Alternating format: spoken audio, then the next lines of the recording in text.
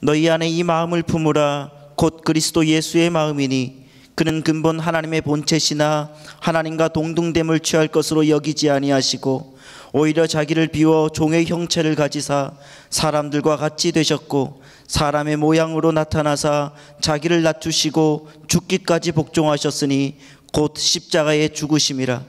이러므로 하나님이 그를 지극히 높여 모든 이름 위에 뛰어난 이름을 주사 하늘에 있는 자들과 땅에 있는 자들과 땅 아래에 있는 자들로 모든 무릎을 예수의 이름에 꿇게 하시고 모든 입으로 예수 그리스도를 주라 시인하여 하나님 아버지께 영광을 돌리게 하셨느니라. 아멘. 오늘은 빌립보서 2장 5절에서 11절 말씀을 가지고 인카네이션, 그 첫 번째 시간으로 마음이라는 제목으로 함께 은혜를 나누려고 합니다. 여러분, 인카네이션의 단어가 무슨 뜻인지 아시죠? 네, 성육신, 그분께서 이 땅 가운데 오셨음을 이야기하고 있는 단어입니다. 이 땅을 살아가는 모든 그리스도인들은 주님께서 이 땅 가운데 다시 오신다라고 하는, 여러분, 이것은 우리들이 갖고 있는 어떠한 허상이나 어떠한 그냥 그림, 뜬구름 잡는 이야기가 아니라 성경이 기록하고 있는 말씀이고 성경이 우리들에게 끊임없이 외치고 있는 말씀인 줄로 믿습니다. 그래서 이 땅을 살아가는 모든 그리스도인들은 주님께서 이 땅 가운데 곧 오신다.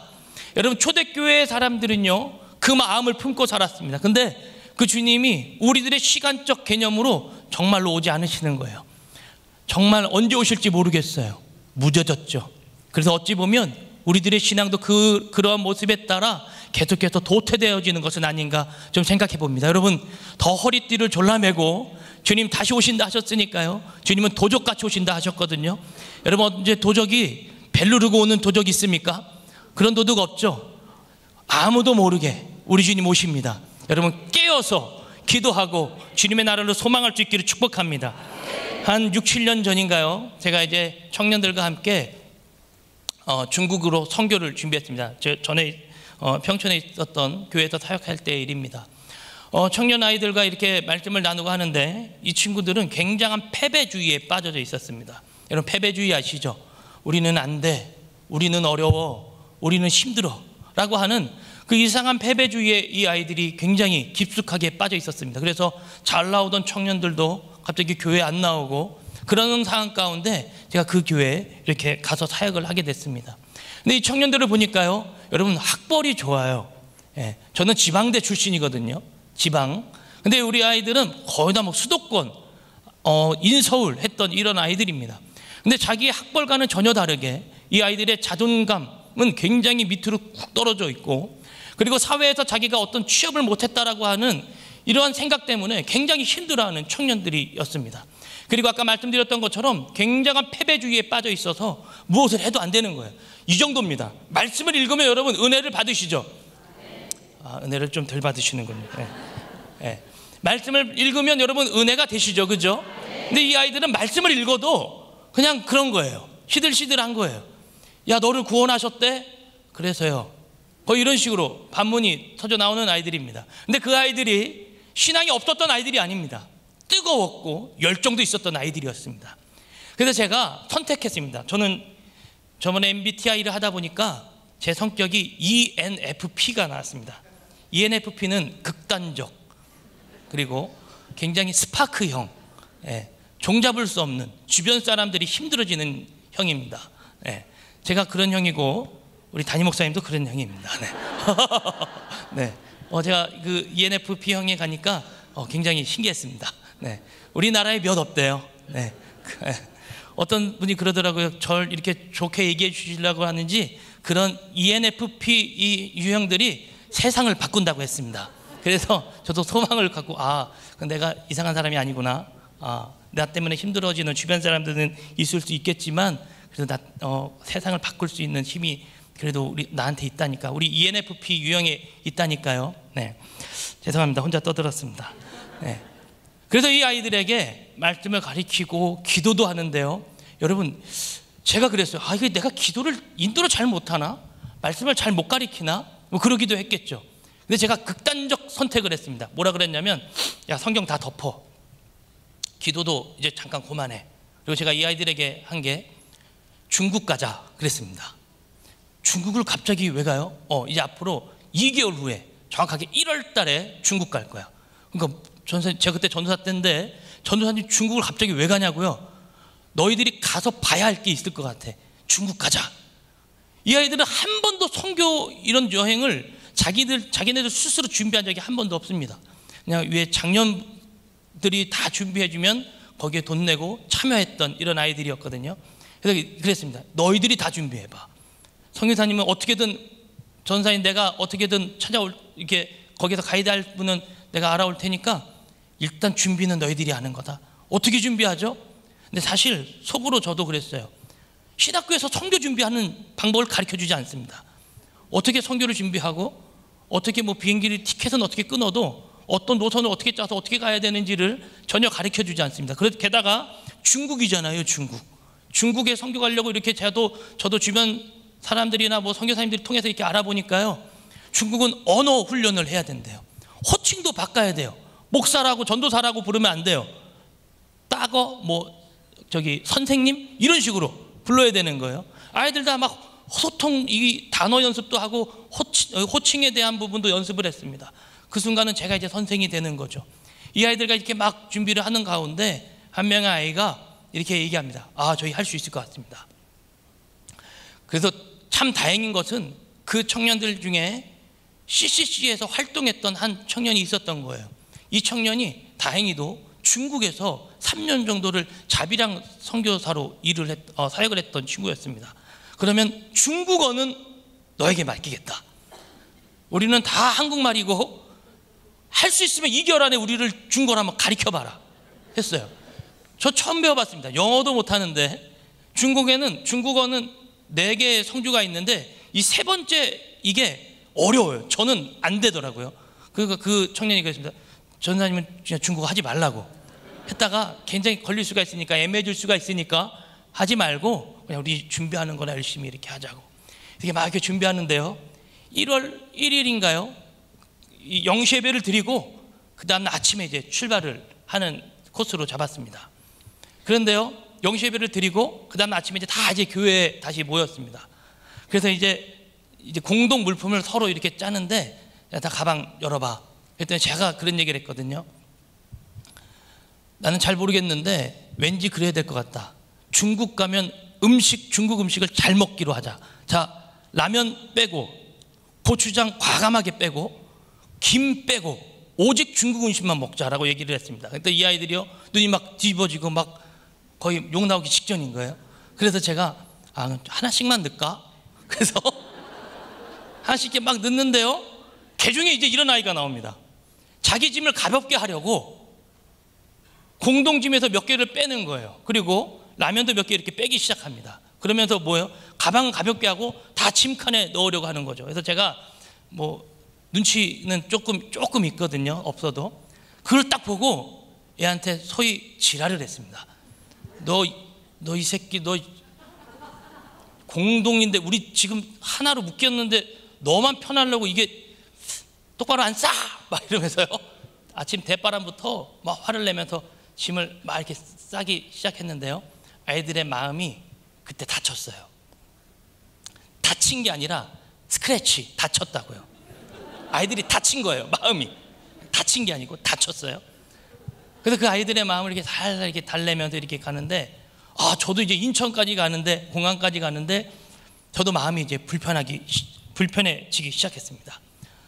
가만히 보니까요, 내 안에 기쁨은 없고 선교를 간다라고 하는 어떤 기쁨과 소망은 다 사라지고, 짐을 나누어 지지 않은, 좀 더 덜 지려고 하는 그런 부분 때문에 도리어 모두가 다 기쁨은 사라지고 낙심과 절망, 스크래치를 가득하는 채 중국행 비행기를 탔던 기억이 있습니다. 왜 그럴까요? 공동체는 하나님이 주신 것이고, 거기에 리더도 하나님이 세우신 것이고, 그 공동체 인원 또한 모두 다 하나님이 함께 하기로 그에게 붙여준 것입니다. 그러나 거기서 하나의 이 불순종하는 이 부분들 때문에 그 공동체가 무너짐을 제가 좀 거기서 좀 깊이 반성하고 배우게 됐습니다. 그랬더니 뭐 갔다 와서는 선생님 그때 제가 너무 저기 했어요, 죄송했어요, 이렇게 좀 서로 마음을 나누긴 했는데, 오늘 이 빌립보서에 빌립보서의 이 작은 제목이 뭐냐면 바로 기쁨의 책이라는 제목입니다. 그러니까 기쁨이요, 기쁨. 제가 중국 선교를 가면서도 기쁨이 있었는데 그 한순간, 출발하기 직전에 그 한순간에 기쁨이 싹 사라졌는데요, 오늘 이 빌립보 이 교회의 이 기쁨의 책이라고 불리는 이 저서에는 끊임없이 사도 바울 선생님이 그들에게 기뻐해야 함을 계속해서 이야기하고 있습니다. 이 빌립보 교회는 빌립보 도시에 있겠죠. 그리고 알렉산더 대왕의 그 아버지의 이름을 따서 이 빌립이라고 하는 그 지역의 명칭을 세우게 되어졌습니다. 그리고 바울이 아시아로 가려고 할 때 성령의 음성을 듣고 그가 거했던, 처음 세웠던 이 교회가 또 이 빌립보 교회이기도 했고, 그리고 거기에 좀 유명한 대표적인 신앙인은 자색옥감 장사 루디아가 좀 섬기고 있었던 그런 교회입니다. 그리고 그 교회는 다양한 민족과 사회계층이 좀 어우러져 있어서 사실 좀 조그만한 좀 문제도 있고 다툼도 있었던 그런 교회의 모습이었습니다. 교회가 왜 다툴까요? 마음이 하나가 되지 못하고 또 어떤 불신과 불신앙 그리고 불평하게 되어지는 많은 것들이 모이기 때문에 교회가 불평하게 됐습니다. 근데 이 빌립보 교회에는 유대 그리스도인들이 할례를 받아야 진정한 그리스도인이다, 그 받지 않으면 진정한 그리스도인이 아니다라고 하는 이 할례파, 무할례파로 이렇게 나누어져서 좀 논쟁을 하고 있는 그런 상황 가운데도 있었습니다. 그런 상황 가운데 오늘 이 사도 바울 선생님이 이렇게 이야기하는 것입니다. 빌립보서 2장 2절 말씀입니다. 다 같이 읽겠습니다. 2장 2절 시작. 같은 사랑을 가지고 뜻을 합하며 한 마음을, 같은 사랑 그리고 마음을 같이 하라는 거예요. 그러니까 같이 하라는 거죠. 함께 하라고 오늘 이 사도 바울 선생님이 그들에게 이야기를 하고 있습니다. 마음을 같이 하고 같이 사랑하는 것, 그리고 같은 뜻을 갖고 합하여 한 마음을 품으라는 것입니다. 근데 이것이 무너지기 시작하니까 교회라는 이 공동체가 굉장히 힘들어지고 어려워지는 그런 과정 가운데 있음을 우리들에게 이 빌립보서는 이야기를 하고 있습니다. 여러분, 제가 한 1년 전인가요, 젊은 부부 학교 사역을 잠깐 했었습니다. 우리 부목사님 중에서 가정 사역이 제일 안 되는 사람이 전데 제가 젊은 부부 학교 사역을 했습니다. 가장 약한 부분을 들어주시는 하나님께 모든 영광을 올려드립니다. 가장 약한 부분. 그래서 젊은 부부들이 앉아있는데요, 제가 설교를 해도 항상 설교하고 나서 돌아서면 항상 너나 잘해라 너나, 이러고 이렇게 항상 강단을 내려왔던 그랬던 기억이 있습니다. 여러분, 부부가 잘 이렇게 가다가 다툼이 있다라는 것은 곧 뭐가 보인다라는 것입니까? 빈틈, 틈이 보인다라는 것이죠. 틈이 생기면 어떡하죠? 거기에 다른 무엇인가 끼게 되겠죠. 그러면 그 부부의 틈 사이를 통해 처음에는 이만큼 빈틈이었다면 거기에 무엇이 하나 끼므로써 점점 넓어져서 그 부부는, 그 다음은 여러분에게 맡기겠습니다. 아무튼 그렇게 됩니다. 이것은 부부뿐만이 아니라 우리 청년들의 연애사도 비슷합니다. 왜 다툼과 분열이 생기는가? 바로 그 틈이 있다라는 거예요. 여러분, 사단이 왜 부부를 공격하고 가정을 공격하고 교회를 공격하냐면 그 부부 그리고 그 가정, 그 교회가 와해돼야 교회의 영향력이 축소되기 때문이에요. 사단의 공격은 넘어뜨려야지, 부러뜨려야지, 쓰러뜨려야지가 아닙니다. 사단의 또 다른 공격 무기는 뭐냐면 영향력을 축소시키는 거예요. 아 무서워, 아 두려워 하려고 하다가 안 하게 되는 거죠. 전도해야지 나갔다가 아 두려워, 아 안 될 것 같아. 뭐예요? 사단이 계속해서 우리들의 마음을 축소시키고 있다는 거예요. 여러분, 그때 우리들이 해야 될 것은 다 같이 절 따라할 수 있길 바랍니다. 내가 나사렛 예수로 명하노니 나의 마음을 무너뜨리는 영아, 우리 부부 생활을 망가뜨리는 영아, 연인이 있다면 우리들의 연인 생활을 망가뜨리는 영아, 없나 보네요. 묶임을 받고 떠나갈지어다. 할렐루야. 여러분 외치십시오. 그러면 악한 사단 마귀가 떠나갈 줄로 믿습니다. 그래서요, 이 교회의 영향력을 계속해서 축소시키는 거예요. 부부의 영향력을 계속해서 축소시키는 거예요. 불륜 커플도 마찬가지입니다. 헤어지십시오. 제가 이 아이들에게 이런 얘기를 합니다. 지금부터 연애하는 거 나 반대다. 대신 연애를 하는데 조건이 있다. 각서를 쓰자. 나랑 같이 결혼하겠습니다. 이 각서가 있는 한 우리 연애하기로 하자. 그리고 그것을 쓰지 않으면 다 헤어져라 라고 제가 막 이렇게 선포를 했거든요. 그랬더니 우리 아이들이요, 굉장히 독립투사와 같은 열정을 갖고 더 커플이 더 생기기 시작하는 거예요. 그래서 아니, 난 헤어지라 그러는데 왜 더 생기지? 그러다가 갑자기 더 빨리 막 결혼 날짜도 잡기 시작하고 아멘 막 나오고 난리 났습니다. 네. 그런 아이들이 막 나오기 시작했습니다. 여러분, 틈을 조심하십시오. 우리가 틈을 내주는 순간, 공동체 틈이 생기는 순간, 여러분, 그것은 사단의 공격이고 사단이 우리를 와해시키려고 하는구나. 여러분, 그것을 기억하십시오. 그래서 교회는요, 더 믿음으로 똘똘 뭉쳐야 할 줄로 믿습니다.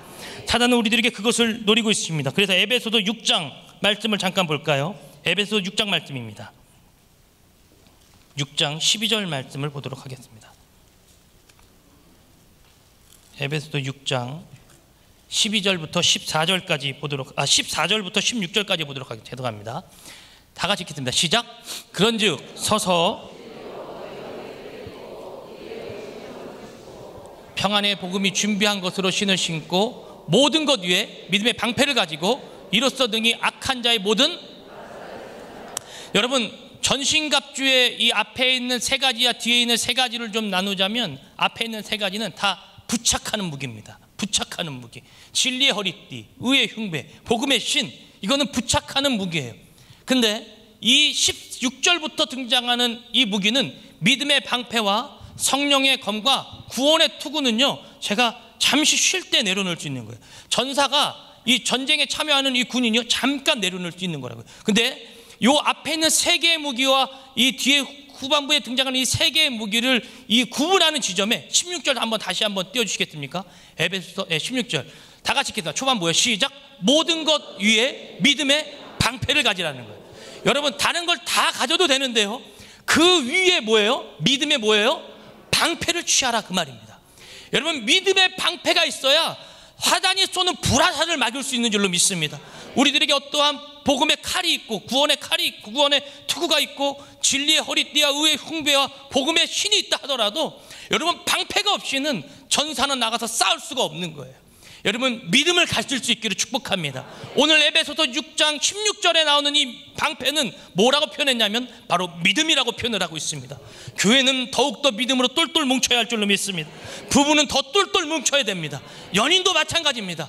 믿음을 가지고 믿음 생활 속에서 연애하고 부부 생활하는 것, 하나님이 우리들에게 주신 거룩한 축복인 줄로 믿습니다.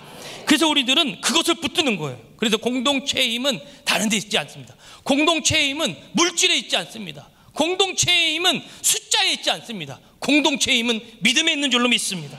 이 믿음이 있어야 그 공동체가 하나님께 영광 올려드리는 거룩한 존재가 될 줄로 믿습니다. 오늘 이 예수님은요, 이 땅에 오셨습니다. 왜 오셨습니까? 이 믿음을 더욱더 단단하게 튼튼하게 하시려고. 우리들이 그를 믿는데, 예수 그리스도를 믿는, 하나님을 믿는, 허망하게 믿는 것이 아니라 내가 있다, 그래서 내가 이 땅 가운데 왔다라는 거예요. 주님이 우리들에게 보여주신 명확한 육체를 보여주셨던 그 사건, 여러분, 다른 것 아닙니다. 하나님이신 본체가 이 땅에 오신 줄로 믿습니다. 그래서 예수는 그리스도입니다. 십자가를 통해 우리의 믿음이 더욱더 굳건해지는 것을 주님이 원하셨다, 그 말이죠. 그래서 에베소서 2장 14절 말씀을 잠깐 또 찾아보도록 하겠습니다. 그분은 어떻게 하셨는가? 2장 14절 말씀, 에베소서 2장 14절입니다. 다 같이 있습니다. 시작. 그는 우리의 화평이신지라 둘로 하나를 만드사 원수된 것 곧 중간에 막힌 담을 자기의 무엇으로 허시고? 육체로 허신 거예요. 저 십자가에 달려서 우리들이 둘로 나누어졌던 것, 마음으로 힘들어졌던 것, 하나님과 멀어졌던 것, 그것을 우리들을 하나로 바꾸신 줄로 믿습니다. 그것이 바로 평화, 화평, 헬라어로는 에이레네라는 말을 쓰는 것입니다. 여러분, 평안하세요. 이 말이 무슨 말이냐면 주님과 하나가 되셨어요 라는 말이에요. 평안하세요, 에이레네, 주님과 가까워지다. 그전에는 어때요? 주님과 멀리 떨어진다 했던 것. 그거는 평화가 아닙니다. 화평이 아니에요. 하나님과 가까워지는 것, 그것이 평화인 줄로 믿습니다. 그래서 우리들이 외치죠. 메리 크리스마스. 여러분, 주변에 분들과 인사합시다. 메리 크리스마스.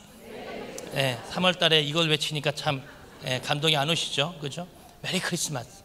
왜 크리스마스입니까? 그분께서 오신 날입니다, 여러분. 평화를 이루기 위해서 이 땅 가운데 오신 거예요. 그 날이 바로 크리스마스예요. 크리스마스는 선물 주고받는 날이 아니에요. 크리스마스는 어디 맛있는 거 먹으러 가도 됩니다. 네, 먹으러 가도 되는데 그게 목적은 아닙니다. 무슨 말인지 아십니까? 여러분, 크리스마스는 예수님이 우리와 하나님과 연결해 주시려고 평화를 이루기 위하여 오신 날, 그 날이 바로 크리스마스입니다. 여러분, 세상에서 그러죠. 크리스마스 대바겐 세일 사십시오. 찬스인데 사야죠. 네. 대바겐 세일. 많은 사람들은 술집에서 메리 크리스마스 하면서 짠을 하고, 왜 이 축배를 크리스마스 하면서 뭐예요? 의미가 사라진 거예요. 그냥 외치고 있는 거예요. 크리스마스니까 그냥 외치고 있는 거예요. 그러나 우리 기독교인들은, 우리 그리스도인들은 그것의 정확한 의미를 알고 이 땅 가운데 소망을 갖고 살아갈 수 있기를 축복합니다. 그렇다면 이렇게 하나님의 나라를 세워가기 위해서 우리는 어떠한 마인드를 가지고 살아가야 할까요? 여러분, 첫 번째 3절 우리 본문인데요, 오늘 빌립보서 2장 3절 말씀입니다. 다 같이 읽겠습니다. 시작. 아무 일에든지 다툼이나 허용을 하지 말고 오직 겸손한 마음으로 각자 자기보다 남을 낮게 여기고. 어떠한 일에든지 다툼이나 허용으로 하지 말라라고 오늘 성경은 이야기합니다. 교회 일만이 아니라 세상의 일도 마찬가지라는 것입니다. 나에게 맡겨진 일들에 대해서 다툼이나 허용으로 하지 말라. 이 말을 제가 현대인 성경 직역 버전으로 좀 보니까 이렇게 기록합니다. 이기적인 야망이나 허용으로 하지 말라라는 거예요. 야심과 야망을 갖고 주의 일을 하지 말아라. 야심과 야망을 갖고 세상 일을 하지 말아라. 세상 일, 주의 일, 여러분 사실 나눌 것이 없습니다. 그러나 주님께서 우리들에게 원하시는 것은 야심과 야망 갖고 하지 말라는 거예요. 주님의 마음을 품고 이 마음을 품고 나아가야 할 줄로 믿습니다. 여러분, 선거철이 되면 동일시 전략, 여러분 혹시 들어보셨습니까? 그러니까 선거철이 되면 이제 후보들이 공사판에도 가고 막 가서 그분들에게 인사하고 손잡아주고, 좀 전통시장에도 가서 인사하고 손잡아주고, 어린이집 가서 괜히 막 급식 퍼주고, 그리고 막 독거노인들 찾아가서 선물 주고 힘내세요 이렇게 인사하고. 여러분, 그들이 원하는 게 뭘까요? 표예요, 표. 사진 한 장 팍 찍고 그 다음에 가는지 안 가는지 잘 모르겠습니다. 근데 아무튼 사진을 찍습니다. 뭐냐면 동일시 전략입니다. 근데 예수님은 이 땅 가운데 오실 때 동일시 전략을 갖고 오신 게 아니에요. 돈이 많든 적든, 그가 많이 배웠든 적게 배웠든, 온전하든 온전하지 못하든 어느 사람에게 갈 때 동일시 전략을 갖고 가는 것이 아니십니다. 그분은 표를 받으려고 이 땅에 오신 것이 아니라 여러분 영혼을 구원하려고 오신 줄로 믿습니다. 그래서 어떠한 일에든 여러분 야망을 갖는 것이 아니에요. 예수님이 우리들에게 구주가 되셨다라면 그리스도인이란 예수님이 살아가셨던 삶을 그대로 따라가는 자가 그리스도인입니다. 그래서 우리는 야심과 야망을 갖고 뛰어가는 것이 아니라 하나님이, 예수님이 이 땅 가운데 살아가셨던 그 방식을 보고 그대로 따라가야 할 줄로 믿습니다. 그래서 예수님은요 온전히 겸손해지신 거예요. 각각 자기보다도 남을 낮게 여길 것을 우리들에게 오늘 말씀을 하고 계십니다. 또 5절 말씀을 보도록 하겠습니다. 5절 말씀 시작. 너희 안에 이 마음을 품으라. 아멘. 그럼 예수의 이 마음이 도대체 무엇일까요? 6절에 기록되어져 있습니다. 6절 말씀 시작. 그는 근본 하나님의 본체시나. 아멘. 그는 근본 하나님의 본체시나 종의 형체를 가지셨고 사람이 되셨다라는 거예요. 여러분, 이것이 아까 제가 초두에 말했던 인카네이션 성육신 사건이십니다. 그분이 왜 인간의 몸을 입고 이 땅 가운데 오셨는가? 오늘 6절은 기록합니다. 종이 되려고 왔다라는 거예요. 종이 되려고. 어떤 종입니까? 현대인의 성경에는 또 이걸 이렇게 기록했습니다. 굳이 하나님의 권세를 내려놓고, 굳이 그것을 다 내려놓고 이 땅 가운데 오셨다는 거예요. 그 종이 도대체 뭘까요? 여러분 잘 알고 계시는 바로 이게 둘로스라는 표현입니다. 둘로스가 어떤 표현입니까? 여러분 옛날에 이 배를 지을 때 노를 이렇게 북에 쿵쿵쿵 맞춰서 노를, 큰 배를 젓잖아요. 여러분 거기에 노를 젓고 있는 그 자가 바로 둘로스입니다. 배가 파손되면 거기서 헤어나올 수가 없는 거예요. 배와 함께 침몰하는 자. 그러니까 그는 더 이상 사람된 존재가 아닙니다. 그냥 종입니다. 배와 같은 한 몸, 그게 바로 둘로스입니다. 배가 파손하면 그대로 죽는 자. 오늘 예수님이 어떤 마음으로 오셨다고요? 바로 그런 종과 같은 자로 오셨다라는 거예요. 7절 말씀을 또 계속해서 볼까요? 7절 말씀 시작. 오히려 종의 형체를 가지사 사람들과 같이 되셨고, 오히려 자기의 모든 특권을 버리시고 종의 모습으로 사람들과 같이 되셨다라는 것입니다. 6절과 7절을 좀 정리하는 어떠한 단어가 있다면 저는 이렇게 생각합니다. 권리 포기라는 거예요. 예수님께서 이 땅 가운데 오셨을 때에는 자기의 모든 것을 포기하고 오셨다는 것입니다. 여러분, 예수 그리스도를 따라가기로 작정하셨습니까? 여러분, 확실하게 포기할 수 있기를 바랍니다. 확실하게 포기하는 거예요. 확실하게 내려놓는 거예요. 여러분, 제 얼굴이면 연예인 해도 되지 않습니까? 네, 죄송합니다. 큰일 났습니다. 다 포기하고 머리에 뭐 든 게 있어서 뭐 사용할 수 있을는가 모르겠지만 우리 주님 그것 때문에, 네, 담임 목사님 그랬습니다. 네, 그러셨습니다. 네, 얼굴이 은혜가 된다고 이제 한번 그러셨어요. 네.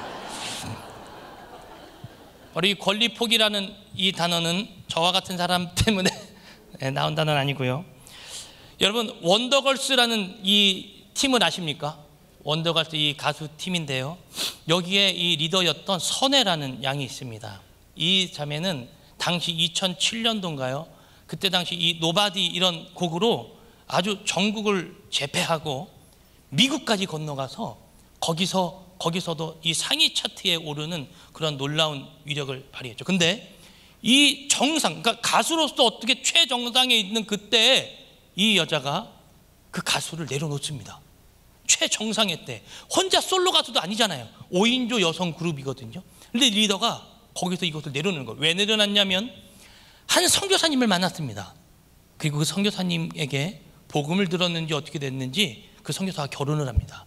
그리고 IT라는 국가에 가서 그때부터 선교를 하기 시작하는 거예요.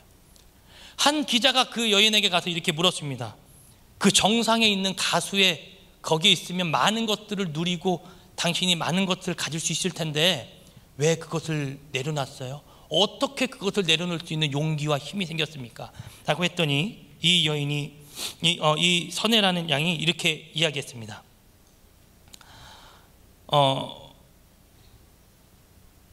가수의 정상에 있을 때 어떻게 내렸을까? 한 인터뷰에서 그 여인은 정상에 있을 때에도 마음의 공허함이 채워지지 않았다. 그러나 예수님이 내 안에 주인 되셨을 때 나 자신을 위해 사는 것이 원죄임을 깨닫게 되었다. 이 여자가 얘기한 겁니다. 정상에 있었던 이 여자에게 복음이 심겨지니까요, 지금 자기에게 있는 어떤 위치와 지위와 어떤 권한을 다 내려놓는 거예요. 여러분, 지금 전 세계를 막 떠들면서 하고 있는 최고의 그 팀이 BTS, 뭐 방탄소년단이라고 이렇게 한다 하더라고요. 여러분, 그 팀도 지금 굉장합니다. 여러분, 우리들이 그 팀을 보고 부러워할 것이 아니라, 여러분, 저는 그 팀이 여러분들을 부러워해야 한다고 믿습니다. 우리는 이 땅의 것이 아니라 저 하늘의 것을 소망에 두고 있기 때문인 줄로 믿습니다. 결국 무슨 말이냐? 여러분, 기준이 바뀌니까 포기할 수 있다라는 거예요. 내 삶의 기준이 어디에 있느냐? 내 삶의 기준이 삶 가운데 있느냐? 어떤 것을 소유하는 소유욕에 있느냐? 여러분, 이것이 나의 삶을 변화시켜주는 것이 아니라 그것보다도 더욱더 대단한 영원한 것을 내가 품어야 나의 이 땅에 있는 것을 포기할 수 있게 될 줄로 믿습니다. 하나님이 우리들에게 원하시는 것은 바로 그 권리 포기, 그분의 삶의 그 모습이었습니다. 그렇다면 우리는 어떻게 행동해야 할까요? 8절 말씀입니다. 8절 말씀 다 같이 읽겠습니다. 시작. 자기를 낮추시고 죽기까지 복종하셨으니 곧 십자가에 죽으심이라. 스스로를 어떻게 하셨다고요? 완전히 낮추셨다는 거예요. 여러분, 이 십자가라는 것, 이것이 무슨 말입니까? 완전히 낮아질 대로 낮아진, 죄인 중에 괴수, 완전히 폐렴치한 그 모습까지 완전히 내려가는 것입니다. 우리가 우리 스스로를 낮아지되 어색하게까지 낮아져야 된다는 거예요. 사람들이 야, 너 쇼하고 있네, 이 정도까지 낮아지는 거예요. 무시받고 멸시받는 그 모습까지 낮아지는 거예요. 제가 청년교회를 이렇게 한다고 하니까요, 저희 학교에서 이런 이야기를 좀 토론을 좀 교수님하고 이 개척을 미리 하신 목사님들하고 이렇게 이야기를 나눴습니다. 그랬더니 그 목사님들 이야기가 이겁니다. 아유, 신목사가 뭘 몰라서 그러는데 개척을 안 해봐서 그래. 청년들 갖고 교회 안 돼. 다 하는 말씀이에요. 청년들 갖고 교회 안 돼. 안 돼요? 그럼 뭐 갖고 돼요? 그럼 뭐 갖고 돼요? 그럼 뭐, 난 예수 그리스도가 있고 복음이 있고 인원은 청년인데 그럼 뭐가 있어야 돼요? 장년이 있어야지. 장년이 있어야 목회가 되나요? 그럼 예수만 있으면 목회가 안 되나요? 아니까 예수가 있어도 목회되는데 청년들 갖고는 목회가 안 된다니까. 아, 그래요? 그럼 저는 이걸 접어야 되는 건가요? 아니, 그 말이 아니라 장년 끌어와. 무슨 얘기인지 알겠어요? 그럼 장년이 없으면 목회가 안 되면 그럼 나는 좀 잘못된 길을 가고 있는 건가? 그분들 말씀도 맞죠. 경험하신 부분이 있으니까 저를 굉장히 목회도 모르는 이렇게 얘기를 하시는 모습을 듣고 좀 마음 한켠이 좀 불편해졌습니다. 청년교회를 준비하면서 저는 제 사역의 모습과 완전히 다른 모습을 보여줬습니다. 제가 아까 뭐라 그랬죠? MBTI ENFP, 스파크형. 우리 아이가 저한테 이런 표현을 했습니다. 목사님은 꼭 이래요. 어떤데 내가? 축구를 하다가 프리킥을 얻었어요. 프리킥이 뭔지 아시죠? 반칙했을 때 공 놓고 이제 차는 거예요. 반칙해놓고 공이 딱 놓여져 있으면 우리는 이제 이 공을 차기 위해서 모여서 4-5명이 모여서 막 이 연구를 한대요. 이걸 절로 찰까 이쪽으로 찰까 이렇게 찰까 한참을 연구하고 있으면 근데 목사님 와가지고 야 비켜 뭔 생각을 해 빵 차버리면 공이 빵 날아가면 애들이 다 뭐야 이거 왜 찬 거야? 그럼 저는 그런데요 빨리 가서 주워와. 이게 제 사역의 모습이었습니다. 굉장히 뭐라 그럴까 굉장히 ENFP죠. 네. 굉장히 뭐라 그럴까 아이들로 하여금 상처를 줬던 부분도 있었던 제가 굉장히 이렇게 생겼어도 그렇습니다. 좀 근데 이 아이들과 좀 이야기를 좀 했습니다. 그러면 내 귀를 더 많이 열어야겠구나. 아이들에게 귀를 더 열었습니다. 계속 들었습니다.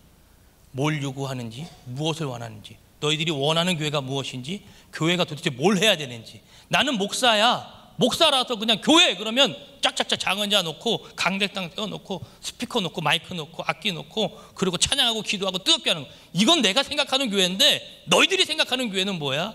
너가 원하는 교회는 뭐고 너가 그리고 있는 교회는 뭐야? 라고 얘기했더니요 대단했습니다. 말을 너무 잘해요. 설교시켜야 될까 봐요. 너무 말을 잘하는 거예요. 너가 생각하는 교회는 그랬구나. 제가 끝까지 들어줬습니다. 그러니까 아이들이 이제 말합니다. 목사님 이제 마음대로 하세요. 다 얘기했다라는 거예요. 그렇구나. 이제 내 마음대로 할게.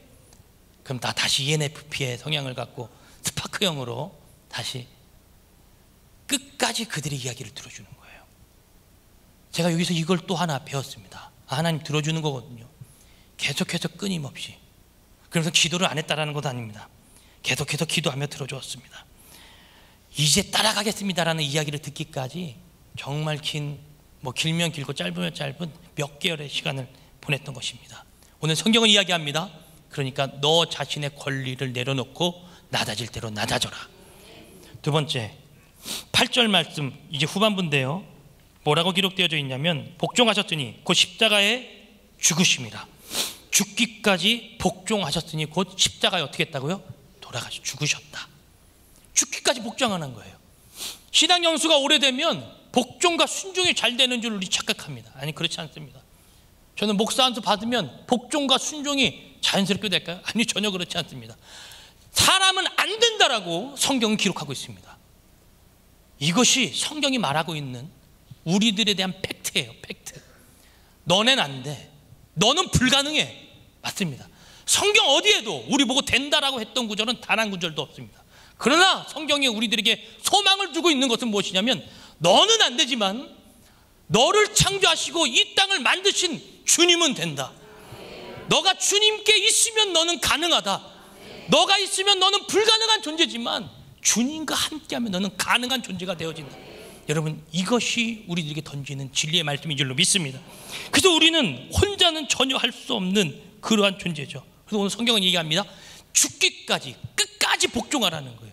순종의 싸움은 어디까지 가냐면 주님 부르시는 그날까지 가는 것입니다. 마라나타 주 예수여 어서 오시옵소서. 이 순종의 그 마지막 때는 주님이 오셔야 주님이 부르셔야 그때 끝난다라는 거예요. 여러분 복종하고 순종을 잘한다고 여러분 착각하고 계시다면 나의 만족과 나의 평가가 아니라 하나님의 평가와 하나님의 만족이 있어야 할 줄로 믿습니다. 하나님은 우리들에게 그것을 원하시는 것입니다. 그럼 도대체 뭘 해야 될까요? 제가 신학교를 가는데요, 그때는 날라리 신앙인이었습니다. 거의 저기 했습니다. 우리 김태형 목사님이 산 증인이십니다. 거의 뭐 저기 했었는데, 그때 소명간증문도 그냥 뭐 가라로 적어서 제출했어요. 근데 이 소명이라는 단어를 제가 굉장히 이해하기 힘들었는데, 어느 날 한문을 보다가 문득 이 문자가 좀 이해가 됐습니다. 소명, 사명. 소명은 부를 소자의 목숨 명자입니다. 사명도 부릴 사자의 목숨 명자라는 거예요. 주님이 너에게 소명이 있니? 너 사명이 있니? 내가 너에게 사명 줄게, 내가 너에게 소명 줄게 할 때 주님이 원하시는 건 나의 비전과 나의 꿈이 아니에요, 여러분. 너 소명이 있어? 너 사명이 있어? 주님도 나 저 사명이 있어, 저 소명이 있죠. 뭘 얘기해야 되냐면, 여러분 그 목숨을 담보로 하고 계시는 이야기입니다. 사명이 있으십니까? 소명이 있으십니까? 아이고 뭐 우리한테 그런 걸 물었어요. 그런 거 목사님들이나 하는 거지. 아니요, 그리스도인은 항상 사명이 있는 자예요. 주님이 부르시는 거예요. 너 그 목숨 나 위해서 쓸 수 있니? 너 그거 나를 위해서 쓸 수 있니? 사명이 무엇이냐? 하나님이 부르시는 거예요. 목숨을 부르신다고요. 소명간증을 멋있게 썼지만 그것보다 더 중요한 건 여러분 나의 목숨인 줄로 믿습니다. 아멘 소리가 작아졌습니다. 목숨이에요, 목숨. 생명을 걸고 나 따라오겠느냐? 주님이 부르시는 것입니다. 마가복음 10장 45절에는 인자가 온 것은 섬기려 하는 것이 아니라 자기 목숨을 많은 사람들에게 대속물로 내어주는 것이래요. 대속물로 내어주는 것. 주님이 하셨던 것 우리들이 하는 것입니다. 인카네이션이라는 이 단어를 갖고 저희 청년교회가 계속해서 모여서 나눔했습니다. 이렇게 생각했습니다. 아, 주님이 계속해서 외치셨구나. 이미도 구약에 외치신 거예요. 많은 선지자들에게 외쳤어요. 너희 이스라엘 백성들 돌아오게 해라, 돌아오게 해라. 그러나 그들은 망했습니다. 신약 성경 다시 넘어와서 하나님이 선택하셨던 결단이 겁니다.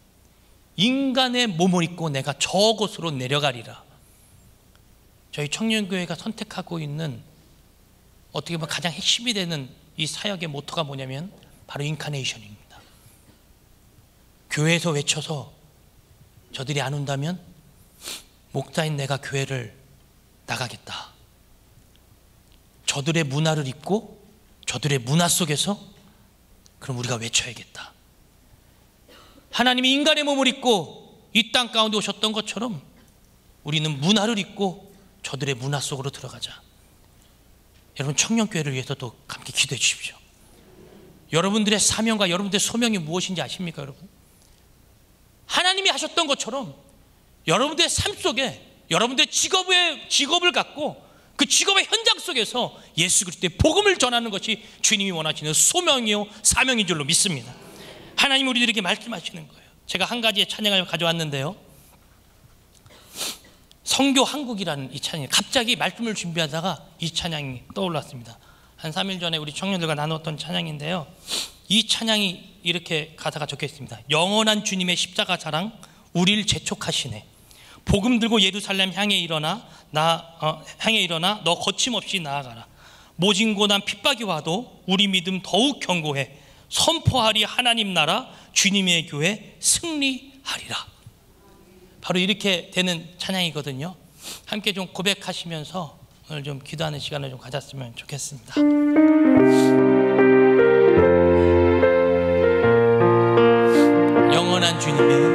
영원한 주님의 십자가 사랑 우리 재촉하시네.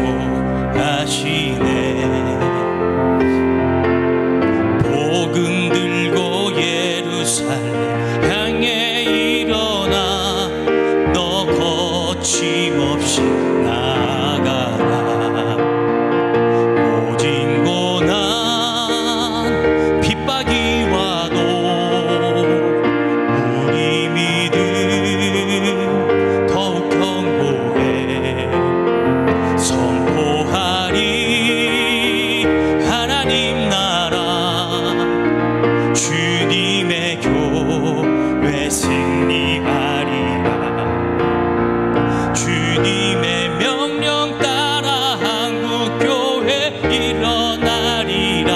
죽음 앞에서라도 돌아서지 않으리. 부흥의 불길 따라 선교한국 일어나리라.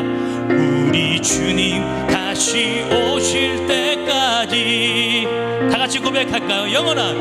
영원한 주님의 십자가사 우리를 재촉하시네. 재촉하시네.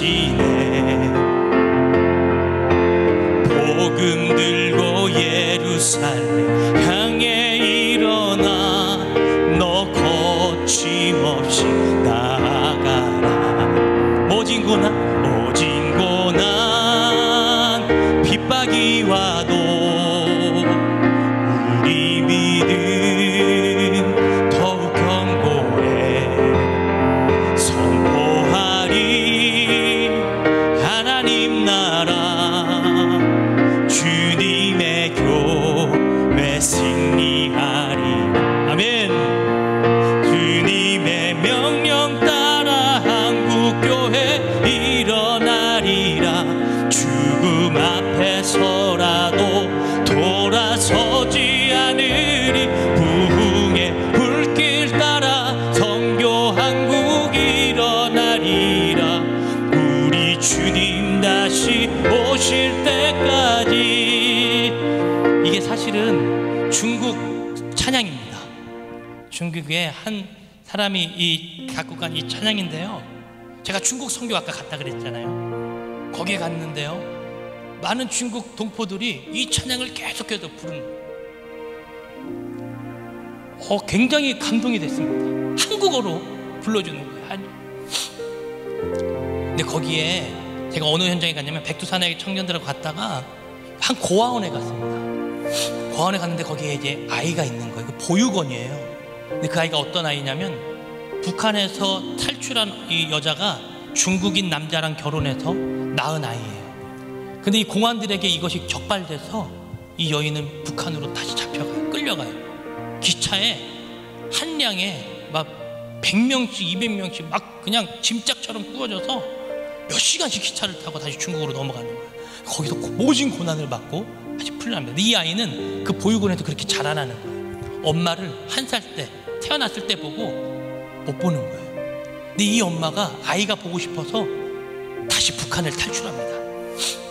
자기와 함께 한 여인이 탈출했습니다. 근데 이 여인이 두만강을 건너다가요, 물살이 좀 센 데를 만났는데 아이를 얻고 오다가 아이가 물살에 떠내려간 거예요. 그래서 이게 아이를 어떻게 하나 이렇게 했는데 이 여자는 지금 안 나가면 우리 죽는다, 나가야 된다. 그래서 이 여인은 보육원에 어찌됐든 찾아왔습니다. 원장님 앞으로 찾아온 거예요. 그리고 그 자리에서 아이가 한 5년을 거기서 고생하다가 나왔으니까 아이가 벌써 5살이 된 거예요. 아이에게 갔습니다. 아무개야, 내가 네 엄마야. 근데 애가요, 엄마한테 안 와요. 엄마는 목숨을 걸고 그 자리에 왔는데 아이가 엄마한테, 이 엄마가 그럽니다. 우리 앞에, 저희 앞에서 그랬어요. 무릎을 꿇고, 아무개야, 내가 네 엄마야. 와. 근데요, 아이가 보육원 원장 선생님 손만 꽉 붙잡고 있지 엄마한테 안 와요. 그랬더니 그 어머니가 우리한테 이런 이야기를 해주셨습니다. 난 이 아이를 위해 목숨을 걸었고 지금 이 아이를 내 손으로 붙잡고 이렇게 있습니다. 어머니가 저희한테 8명한테 해줬던 이야기예요. 당신들 이 선교하고 가면 다시 한국 돌아갈 거죠? 거기서도 그렇게 살아가세요. 오늘 단기 선교가 그냥 당신들 하나의 행사가 아니라 가서 그렇게 사세요. 삶 속에서 보여주세요. 예수님이 살아가셨던 것처럼 당신들도 사세요. 저희들 마음 가운데 큰 울림이 다가왔습니다. 주님이 오늘 우리들에게 뭐 하시는 건 다른 것 없습니다. 여러분, 너희는 이 마음을 품으라. 곧 그리스도 예수의 마음이니 그는 근본 하나님의 본체시나 하나님과 같은 동등될 것을 버리시고 이 땅 가운데 죄인을 구원하시려 이 땅 가운데 오셨다. 이 땅에 그리스도인들이 가져야 할 소망은 어떤 복과 어떤 물질과 어떤 명예를 누리는 것이 아니라 예수 그리스도 그분 한 분이면 충분하다. 할렐루야. 이거 들고 십자가 붙들고 주님 부르시는 그날까지 살아가야 하는 줄로 믿습니다.